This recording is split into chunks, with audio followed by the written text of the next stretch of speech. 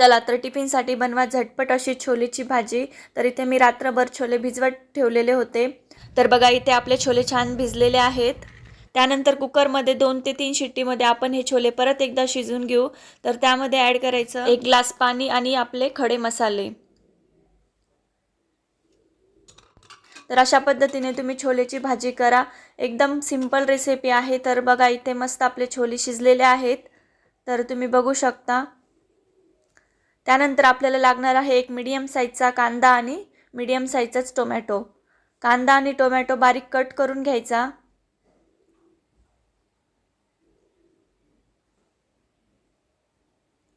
त्यानंतर एक कढाई घ्यायची, त्यामध्ये तेल ॲड करायचं। पहिलं कांदा आपण छान गोल्डन ब्राऊन होईपर्यंत फ्राय करून घेऊ।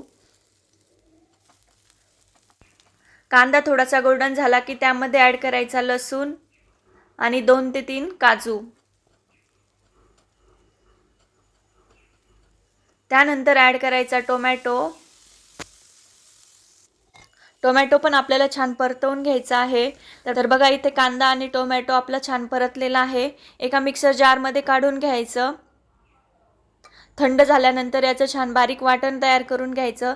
त्यानंतर तीच कढाई घ्यायची, त्यामध्ये ॲड करायचं तेल आणि हिंग। त्यानंतर जो आपण मसाला बनवलेला आहे तो ॲड करून घ्यायचा। 2 ते 3 मिनिट छान हा मसाला आपण परतवून घ्यायचा तेल सुटेपर्यंत। त्यानंतर ॲड करायची थोडीशी साखर। साखर ॲड केल्याने आपल्या भाजीला छान तर्री येते। तर तुम्ही बघू शकता मस्त आपल्या मसाल्याला इथं तेल सुटलेलं आहे।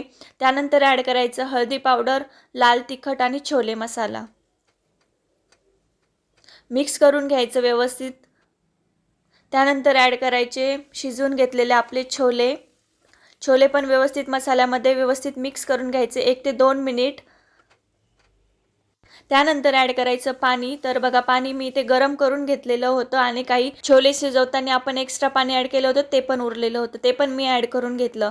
त्यानंतर ॲड करायचं चवीनुसार मीठ आणि झाकण ठेवून आपण ही कमीत कमी 3 ते 4 मिनिट छान भाजी शिजवून घेऊ। तर बघू शकता इथे मस्त आपली छोलेची भाजी शिजलेली आहे। त्यानंतर ॲड करायची कोथिंबीर। कोथिंबीर मिक्स करून घ्यायची व्यवस्थित। तर बघा सकाळच्या टिफिनसाठी तुम्ही अशी झटपट छोलेची भाजी बनवू शकता। तर बघा इथे आपली छोलेची भाजी रेडी आहे। रेसिपी आवडली असेल तर चॅनलला नक्की सबस्क्राईब करा आणि व्हिडिओला एक लाईक नक्की करा।